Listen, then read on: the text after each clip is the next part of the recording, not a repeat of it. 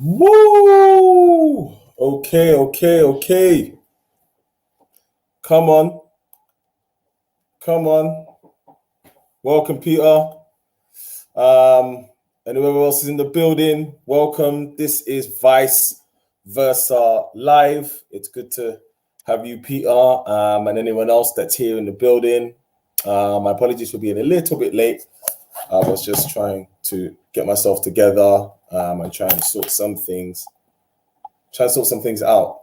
Okay, I'm not shaking. How's everyone been? Peter, how have you been? How's everyone been? I hope everyone's had a fantastic week. My gosh, it's coming to the end of April already. Wow, this month has really flown by. As it always does after February, it kind of marches on. And yeah, we're already coming into May. But yeah, I hope everyone's had a fantastic week. And I really hope that this session is going to be of some use and great use to everyone watching, whether it's during the live or if you're watching it on the replay later. Fantastic, man. I'm glad you've been great. So yeah, I hope everyone's been very, very well. Before I go right into the session, I really wanted to just basically share not so much just about CV, again, just mindset. I've been speaking to a lot of people every day about jobs, and it's very interesting how there are some who are like, there are no jobs, and there are some who are like, I need to get a job. And I just think just naturally when your need is stronger than your excuse, that's where you find what you really want. So if your excuse is stronger, you'll find your excuse. If your need is stronger than your excuse, you'll find your need. So basically, if you're saying there are no jobs, then you're right. There will be no jobs for you. However, if you're saying that there are jobs, then you will find that which you seek. So again, just mindset. When you are doing your CV, you've got to believe when you're doing that CV that this is going to be the best CV possible and that it's going to be of some use and value to your future employer. Because if you don't have that belief, then I don't think you're not going to get to that level that you need. And no one else is really going to believe it as well, because they'll see it in your work, they'll see it in your CV. And also, just coming off the back of that, when you are doing your CV, go and get actual feedback from your CV. Like, it's okay, like, for you handing your CV and you don't get nothing, great. Go and find out what was wrong with the CV. Was there anything wrong? So that you know what to change, what to modify. And, I get people all the time like, the employer never responded. The employer never did this. Look, it's not the employer's responsibility to respond to you if you never got a job or you never got through to the interview stage. That's not the employer's job. The employer's job is to employ for that role. It's your responsibility to make sure that you get the feedback you need, because it's of no benefit to them. It's of benefit to you. So you need to go and get what you want. So if you want to get feedback, go and get it. Go and seek it. And, 9 times out of 10, they will respond. Especially because they like proactivity. They like proactive behaviors. Proactive behavior demands a response. So if you're proactive, you'll get a response. So go and get what's yours.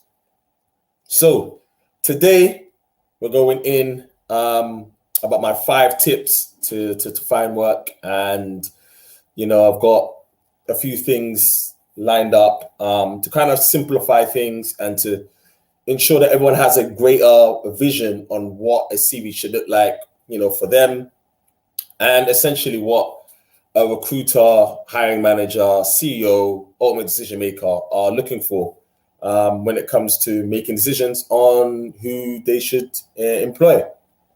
So we're going to get into it right now. I'm gonna open up my notepad. But before we do that, if you haven't already, you know what to do. Hit the like button, and if you haven't, please subscribe.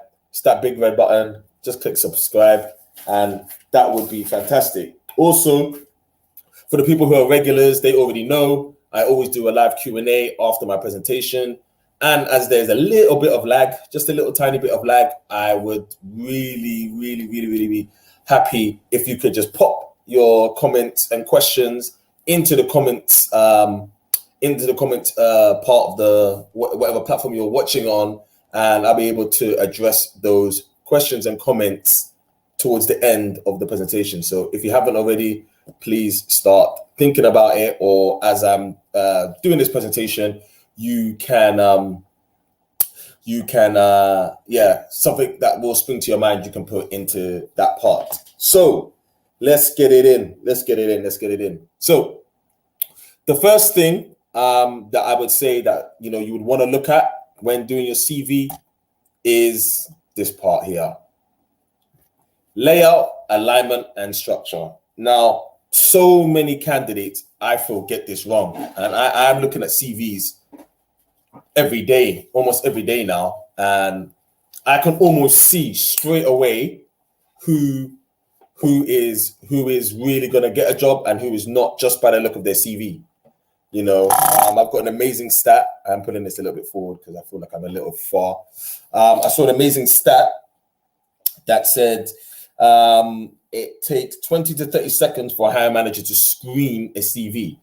I'm probably doing that in a shorter space of time. So I'm looking at a CV and I'm looking at someone who, I could look for a potential role for. When I'm speaking to clients, I'm like, yes, no, yes. I can almost look at it straight away to be like, yes. And that is literally just off the layout, alignment, and structure. Now, a lot of people will try and complicate things and be like, what is the best layout? What is the best alignment? What is the best structure? I will go as far as to say that there is no set structure that you need to have in regards to your CV. In all CVs, you will have your skills section, you will have your skills section, your experience section, you will have your education section, and you will have your personal profile, and obviously your name in the header and so forth. But the main thing what you want to look at is the alignment. That is so important. Like, you want to make sure everything is neat, is really neat. Try and keep it as neat as possible. I would even go as far as to say as even the font helps with how neat it looks. So if you are working on your CV, I would say your font ideally should be Arial 0.11 or 0.12. That's what I would use. That's what I use on my CV. So if you are working on that, I think that's the first thing you want to do.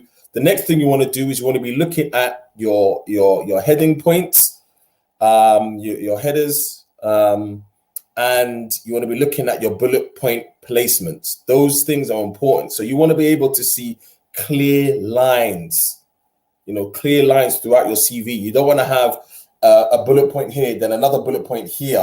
Let me get into the screen. Another bullet point here, then another bullet point here. It doesn't make sense. You want to make everything nice and neat.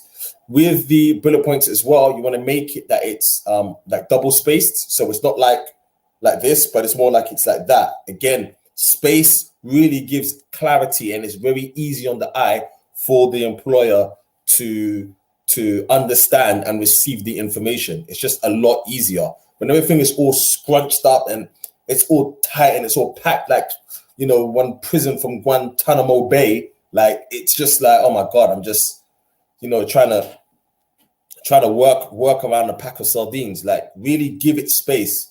Space brings clarity and it brings easy reception for the hiring manager. So you really want to look at that. I would also say, now looking at a CV and how I look at CVs and how I try and keep it as short as possible, I would say try to keep your CV. This is probably the hardest thing. Try to keep your CV to one page if you can.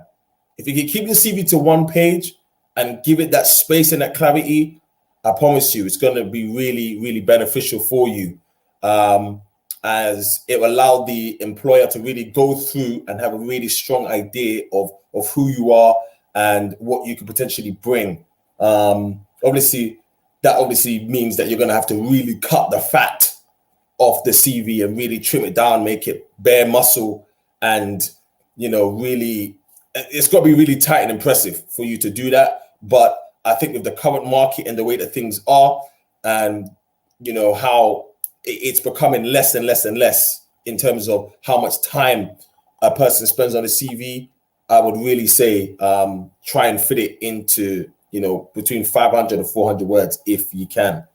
But again, there is nothing wrong with having 2 pages. That is a standard, so that would be expected. But I'm just saying this as, if you are looking to stand out and you want to really, gravitate the attention of the hiring manager, try and keep it as cut through as possible. The next thing, so that's number 1, layout, alignment, and structure. The next one I would say is achievements. Wow.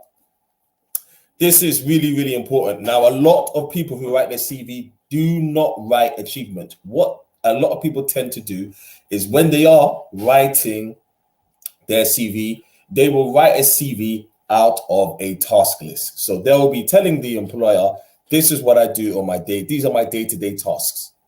And that's perfectly fine. But that doesn't necessarily build any confidence, or it doesn't really give the picture to the employer that you can even bring anything to the company. Now, what you want to do is, instead of writing a list, instead of writing, your day-to-day tasks that you do at your current role, what you want to do is you want to talk about your achievements. What did you achieve, and what did you achieve, or what you're achieving at your current position, and how did you bring value to your company? What that does is it brings a sense of confidence, it brings a sense of belief and trust from the hiring manager. I'm sure you've heard of this saying, people buy from people.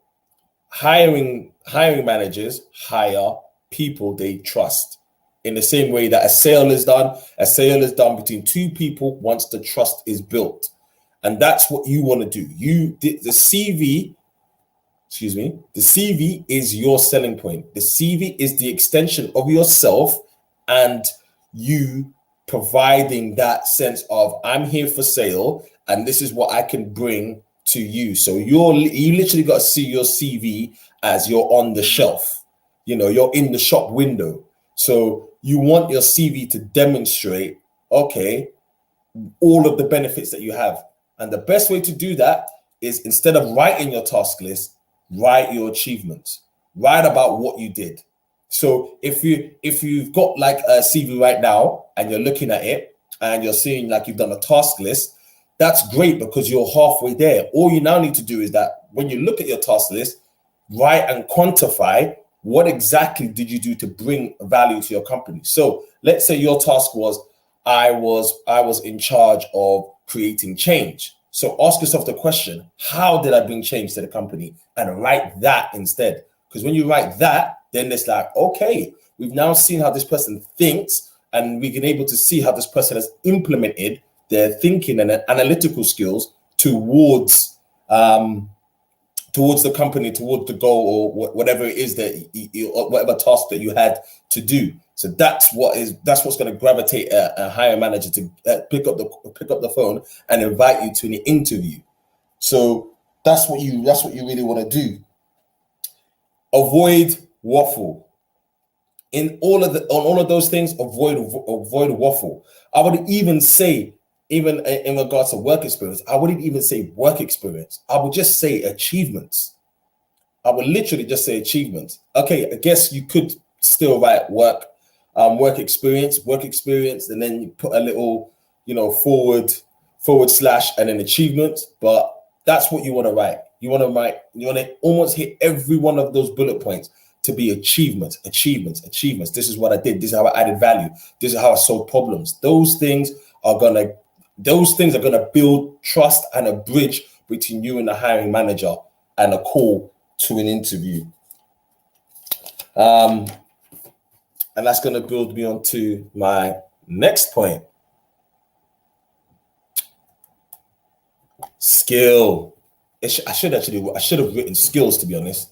But skills are probably the only thing that I would say that is really going to differentiate you between you and another person. It's the only thing that I think that can really differentiate you from another. Yes, you have your personal profile, which I will discuss about later in closing of the presentation. But the skills part is the thing that's going to make you different to somebody else, because there'll be certain set of skills that you have that's going to be different. That's going to be different to another candidate, and that is what you really want to highlight. So you want to split the skills between hard and soft skills. That's what you want to do. So for those who don't know what soft skills are the skills that you learn and pick up in terms of your personality. So that's like things of like, empathy, things of like emotional intelligence. Those things are what you call soft skills. Being very friendly, being able to network, those things are soft skills. Hard skills are things you've learned over a period of time. So if you're a graphic designer, you've learned that over a period of time. That's a hard skill. If you're good at SEO, that's a hard skill. If you've picked up some sort of, skill, like maybe a UX designer, you've done a UX designer course, that is what you call a hard skill. And what you want to do is you want to have a combination of those two skills to really show and really personalize yourself in a way that's going to make you stand out. I will then always use the job description because I will talk about that in my personalization part, but I would use the job description for this part, especially because I don't believe in blanket CVs. They don't work. What you want to do is you want to read the job description, look at the keywords, and you'll be able to filter what soft skills they're showing and they're really highlighting, and what hard skills they're really highlighting. And you want to just literally copy and paste that into your skills section. That's what you want to do. And you need to do that for every single job. So you have to literally cater that to every single job. That will really demonstrate, the qualities that they're looking for, which is you, or do you know what I mean? You want to mirror that to what they say, and then you want to be able to push it back to them. So they're like, okay, great. We found what we're looking for.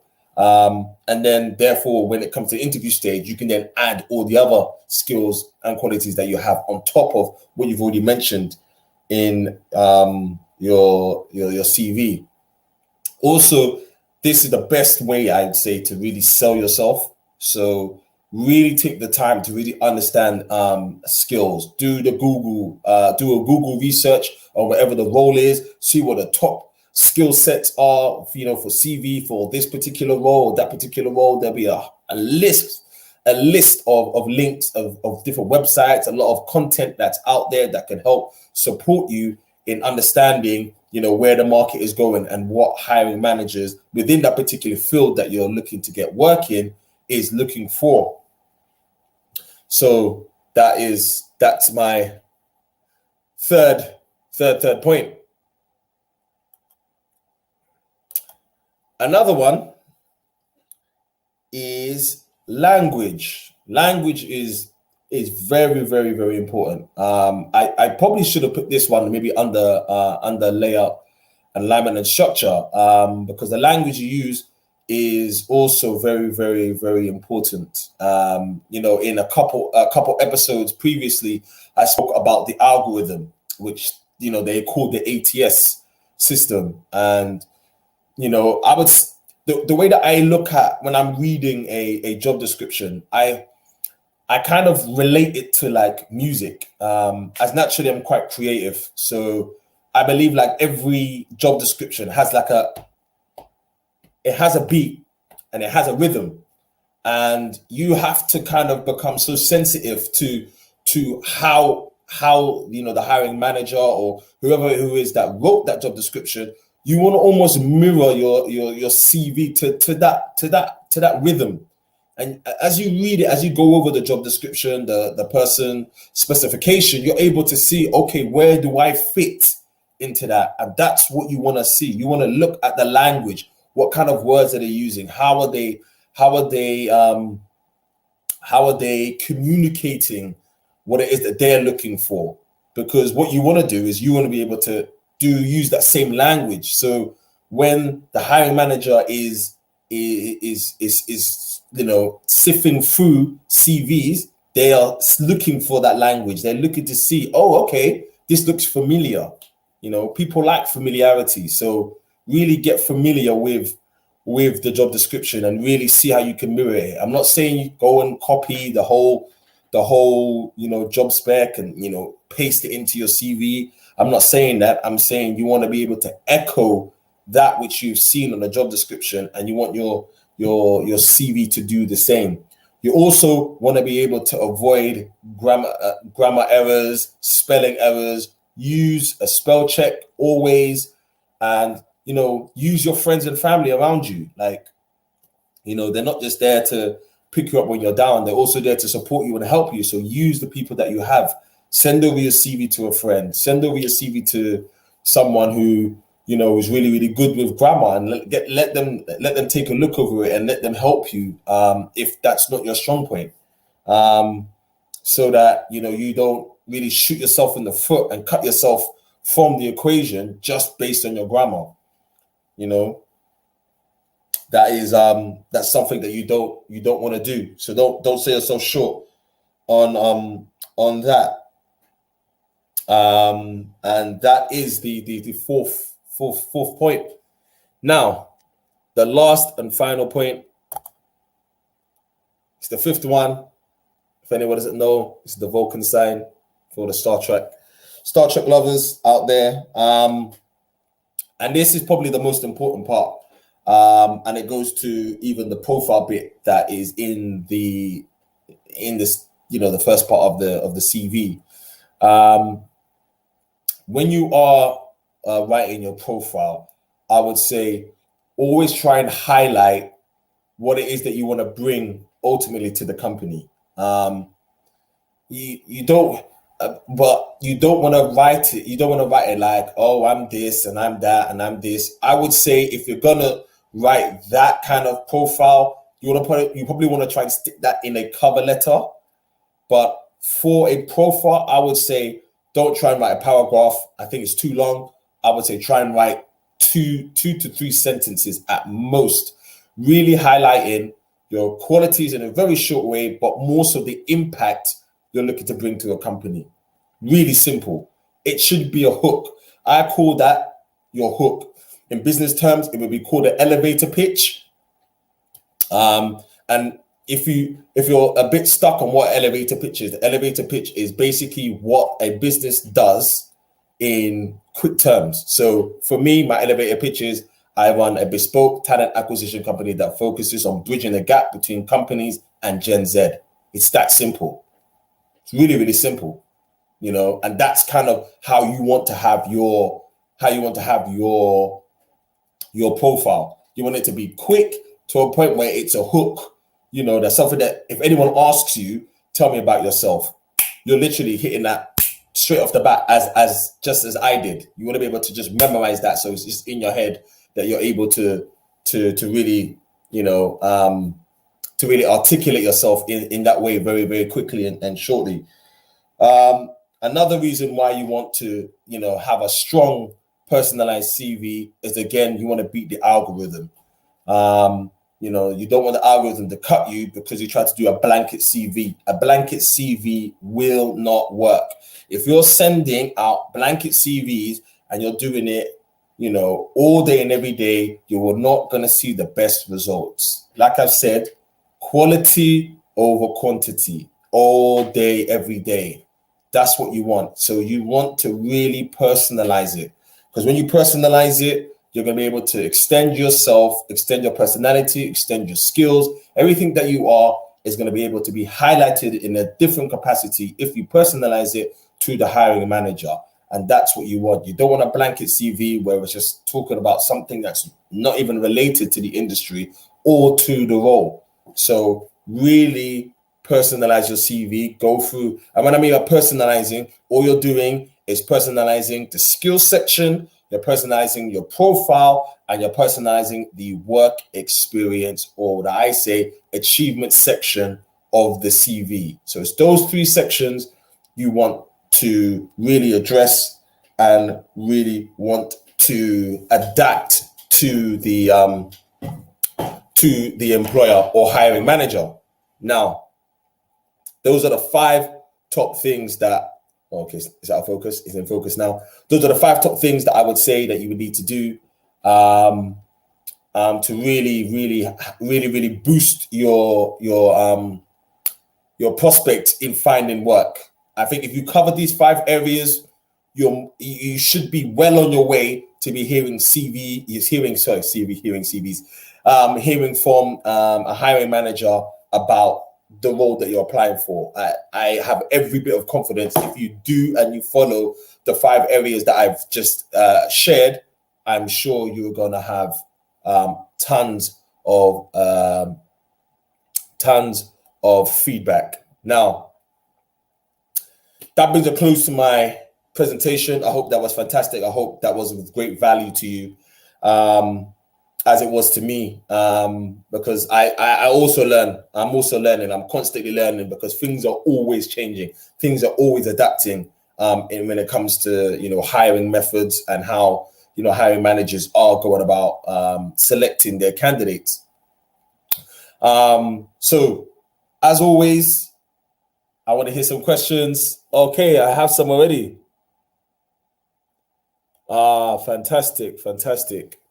What if I have no achievements? That's a great question. What if you have no achievements? Now, the thing is that we have to define what an achievement is. Now, an achievement for you, Peter, could be not an achievement to someone else, but can be an achievement to someone else. What I say an achievement is anything that adds value to the company. I think that's an achievement.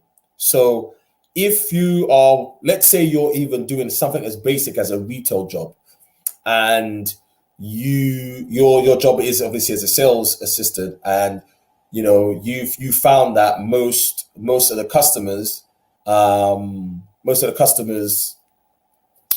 don't pay by cash, they pay by card. But then you use your initiative to find a solution that allows people to pay by card, and it's cheaper for the company. That is an achievement because you've added value to the company and you allow them to save money in regards to how much they pay these credit card companies for the exchange they pay for every card transaction.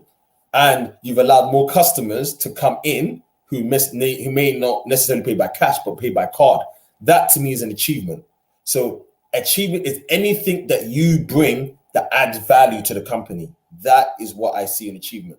And that is what is going to allow someone to be like, we need to hire this person. Because if this person can do it there, it's not even rocket science. Then if you could do it there, they're definitely going to do it here. And that's what you want. That's what you want.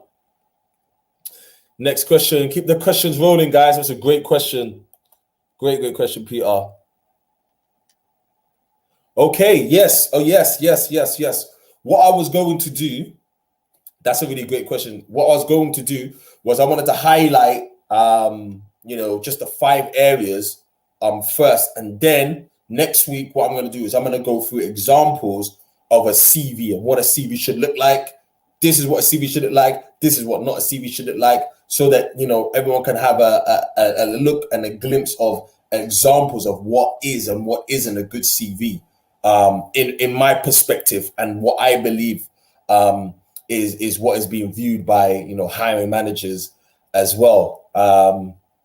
So that's what I wanted to do, because if I tried to do that in this section, I believe it would have been, it becomes too much. So I like to kind of break it down in bite sizes. So it's almost like today was like an introductory, and then tomorrow, not tomorrow, next week, Wednesday, I will do a massive presentation on what is and isn't a good CV, so that everyone can see in regards to sections, headings, fonts, all the different things that I spoke about throughout the presentation. So yeah, that would be fantastic. And yeah, you just great minds think alike, Peter.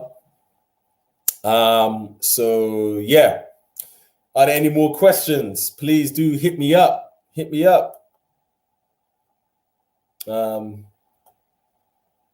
take this one off. Fantastic. Hit me up, guys. Hit me up.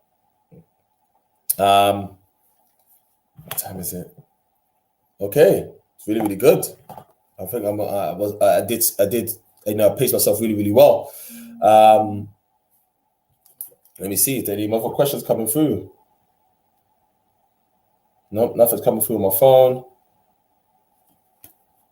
Okay. All right, guys. Well, if there aren't any more questions, okay, great. If there aren't any more questions, guys, then I will leave it here. As always, I'd like to thank each and every one of you guys for taking the time to listen, to tune in, to really just share this time with me. As always, this is always the best part of my job, which is connecting with, you know, people all over the world, and allow me to share my knowledge and understanding of, you know, this process. So yeah, I just want to thank you. I want to wish you all a fantastic evening. Have a fantastic week. And if you haven't already, hit the like button. If you liked what you heard, please subscribe, share with your friends, family, anyone, and everyone who you know are looking for work. Please do send it over to them. And I will see you all next week on Vice Versa Live. Ladies and gentlemen, this is the end. Have a good weekend. And yeah, I will see you all next week. Do take care. Bye.